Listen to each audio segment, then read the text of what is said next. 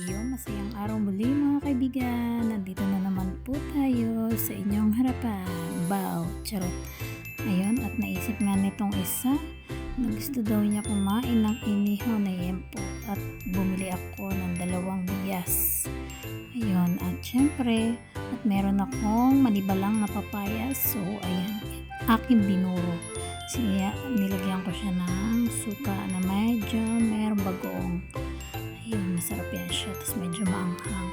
At ang aking steam tilapia. Ayun, samahan niyo kami kumain ngayon.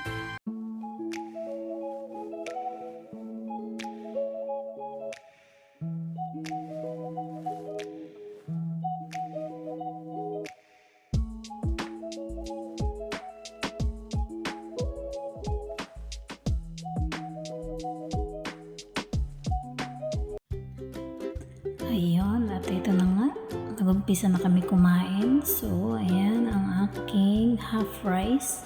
Hindi talaga siya nakita. Kasi feel ko na talaga na hindi makita yung ano ng kanin dito. Kasi medyo malakas yung ilaw namin. Kaya sabi ko parang hindi talaga makita yung ibang pagkain. Tsaka wala akong cellphone holder para makita nyo yung aking mga kung ano man yung aking mga kinakain dyan. Ayun. At dahil nga gutom na kami, ayan, yan ang aming hapunan for today's video. At inihaw na yempo. Yan, tinimplahan ko lang siya, minarinate nung aking pagdating. Ayun, tapos meron lang siyang sausawan na toyo at may kalamansi. So, ito yung aking inihaw din na tilapia. Nilagyan ko rin ng mga sahog. Nilagyan ko ng kamati, sibuyas. At syempre, hindi mawawala ang bawang dyan. Kasi, yan ang pinakagusto ko eh. Laging may bawang. Ayan. At gustong-gusto ko rin tong may nakita kasi ako sa palengke na papaya. So, nung tinanong ko is mura lang daw yung kilo. Kaya napabili na ako. Medyo malaki naman siya. Kaya umabot din siya ng mga 45 something yata. Ganun. Pero okay na. Malaki naman yung papaya. At saka manibalang na siya. Medyo matamis-tamis na yung lasa niya. Kasi kumpara sa hinog na hinog, di ba yung kasagaran na gusto natin papaya is yung hinog na hinog. Ito manibalang lang. Masarap siya kainin. Sausaw mo sa suka na may kunting bagoong. Yun, masarap yung ganyan na papaya. Manibalang. Kasi sa Davao, sa mga street food, yan. Sa mga tabi-tabi yan, may mga makikita ka dyan na may mga nagtitinda ng ganyan. Hiniwang papaya, mangga, pinya, at kung ano-ano pa na mga prutas. Tapos pwede mo lagyan ng alamang bagoong isda, mga ganon, ginamos, mga ganon. Tapos lagyan mo ng suka. Yun, masarap siya guys, try nyo. At syempre ito, dito nga na part, naisip ko na mag-vlog kasi bibihira lang naman kami talaga magsabay kumain, lalo na kapag busy-busy si partner. Busy ang aking asawa at ako na lang kumakain talaga mag-isa sa gabi. Minsan di na nga ako nakain sa gabi kasi tinapay na lang at mga inumin o kung ano yung meron dito sa bahay. Yun na lang ako talaga kapag gabi, lalo pag wala siya. Kahit sa kasagaran din sa tanghali. Dahil wala siya, wala rin akong kasama. Ako lang mag-isa tsaka yung mga bata. Pagtas ko pakainin yung mga bata, ako na lang kumakain mag-isa. So, syempre, malungkot kumain mag-isa, diba? Nang walang kasama at walang kahalo. Kasalo pala. Walang kasalo, walang kaagawan. Masarap kaya kumain yung marami kang kaagaw sa ulam. Kasi maiinganyo kang kumain ng marami. Ayan, at eto na nga. Nandito na tayo. Nagmumukbang. Ayan. Itong partner ko na to is itong aking jusawa ngayon. Ay, ayan, gutom na gutom, di ba? At syempre, alam niyo naman, masarap kumain kapag kasabay ang asawa. Sabayan niya ng chika-chika, ayan. Pagkatapos niya magchikahan, ayan, manood dito na part pala, nanonood pala yan siya ng Batang Quiapo ba yun? Kung hindi Batang Quiapo, ang aming pinanonood dyan is, ang pinanonood namin ay yung, ano ba yun, yung sa ABS-CBN, especially for you, yung mga love story ng mga kabataan, yung mga kakornihan. Basta yun na yun. Ay naku, ayoko manood niyan. Yung asawa ko gusto manood ng mga ganyan, mga kakilig-kiligan.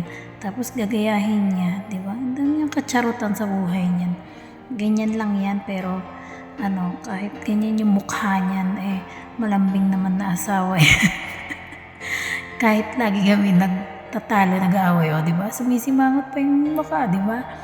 Ayan, may mga simpleng bagay na kahit napakaliit lang, pinagtatalunan namin. Ayun.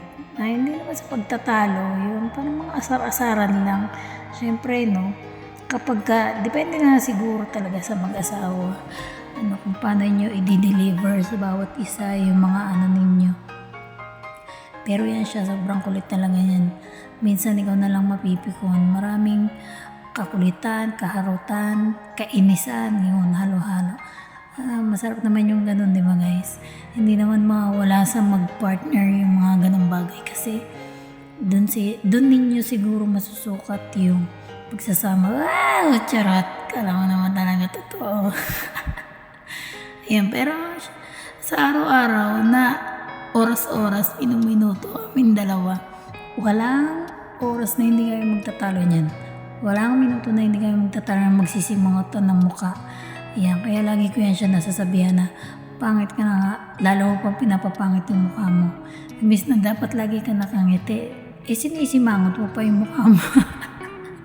Uy, charot lang yan. Yan, ganyan lang kami dalawa para lang kami talaga magkaibigan, magkabarkada. Ayun.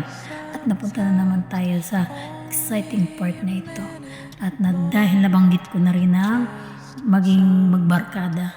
So, ayun na nga guys. Magkababata kami niya. Hindi naman as in magkababata. So, kabatch talaga siya ng kuya ko. Kami talaga ay lumaki sa isang lugar lang. Ayun. Yun, doon kami nagkakilala. Ayun. At nagkaroon din siya ng unang asawa at ako rin, ganun din. So, talagang din natin masabi ang panahon, di ba? Pinagtagpo talaga kami ng tadhana. Ay, charot! Ay, kikiligin yan sila. Sabi ganun Parang ako yata yung kinikilig pagka kinukwento ko yung mga ganong part. Kahit minsan yung sa biyahe namin yan, lagi kong ino-open up yan sa kanya. Na noon, ganito, ganyan. Hindi lang talaga ako makasingit sa buhay niya ng mga panahon namin, ng mga binatilya pa kami. Marami talaga yan siyang chika bebes. Ayun. Pero, sabi ko nga, marami rin naman talaga nagsasabi na alam nila na gusto ko rin daw talaga yung asawa ko ngayon. Ay, natural naman, syempre. Wala ka naman talagang, anong tawag niyan? Syempre, di ba, kapag gusto mo talaga yung isang bagay, di ba? Lalo na kapag gusto mo talagang bilhin, bibilhin mo talaga. So, ayun. Siguro nga, kaming dalawa, talagang pinagtagpo. Aray, kinikilig na naman ang lola niyo. Ayan, haba ng hair, di ba? Kahit nalalagas na minuto mo. Charot lang. Ayun na nga, puro na lang ako ayun. Kasi hindi na naman alam ko ano sasabihin sa kakiligan. Uy, sabihin ng iba dyan, mga bitter dyan, sabihin walang forever. Charot. Ay, hindi naman, yun lang. May time talaga na gusto kong pasayahin yung sarili ko at pakiligin yung sarili ko. Ayan, gumagawa talaga ako ng mga eksena sa bawat isa namin, sa mga namin, sa mga oras-oras namin na magkasama kami niyan. Kasi, di ba, masarap naman pala yung ganitong simpleng relasyon na yun, para lang maging masaya, di ba? Haba na naman ang ating mga chika. Diyos ko, Lord. Ayan, para lang mapakilig na naman ang sarili. Ayan, maraming salamat sa inyo guys sa laging pakikinig ng aking mga chika. Siyempre, mas masarap naman siguro yung makapag-chika ako ng ganito kahit ako lang mag-isa at may share ko sa inyo yung aking mga gustong sabihin no, na gustong mga i-share sa bawat kasi wala naman talaga akong kausap na kahit paano, dahil yan si partner busy talaga pumapasok sa trabaho at ako ang naiiwan dito sa bahay. Kaysa magpaka-stress ako, saway ako ng saway sa mga anak ko. So, gumawa na lang ako ng video na ganito para meron naman akong ma-share at saka meron naman akong kadaldalan. At syempre, yung kadaldalan ko is, kumbaga, may voice out ko na lang din yung aking pagka-stress sa sarili. Diba? Mahirap din talaga guys magpaka-loyal nanay dito sa loob ng bahay. Yun na hindi ko naman talagang ginawa noon is ngayon ko lang talaga ginawa to sa aking tagal-tagalan ng buhay ko. Ayun, kala mo talaga yun lang. At ayun, tapos na siya kumain. So, tapos na rin kami magchika-chikahan dyan. At ayun lang guys. Hayaan nyo sa susunod, ikakwento ko sa inyo yung love story namin dalawa. So, sana abangan nyo yun. At sana ma-interview ko rin talaga si Negro na yung about namin sa pagkikita, whatever, what else. So, yun. Basta yun na yun. At nang ma-share ko sa inyo. At para merong mag-abang dyan at meron din mga kikiligin dyan. Ayun. Hanggang sa mapaihi kayo sa mga panty ninyo. Oy, charot lang. Ayun lang guys. Sana nabusog din kayo sa aking mga kwento, sa aking mga chika, sa bawat video na aking mga ginagawa. Ayun. Para lang din naman na magkaroon tayo ng vlog ngayong araw na to. Ayun, napachika na rin ako kasi mahirap ang walang kausap. Naku, kailangan din natin ng mga kausap kahit kaunti. Para naman na i-voice out natin yung mga gusto natin sabihin, di ba? Syempre, may panahon naman tayo na para pagchikahan naman dito sa ating pag-vlog.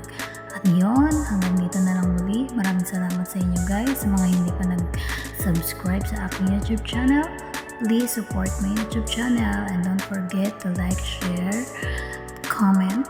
Ayun, hanggang dito na lang ulit. Maraming salamat sa inyo guys and good luck and ingat kayong lahat kung nasan man sulok kayo ng mundo. Maraming salamat and goodbye guys. Ayun, sana na-inspire na naman kayo at mag-abang sa aking mga susunod na video at maraming salamat. Yun lang and babush. Ayun, subscribe.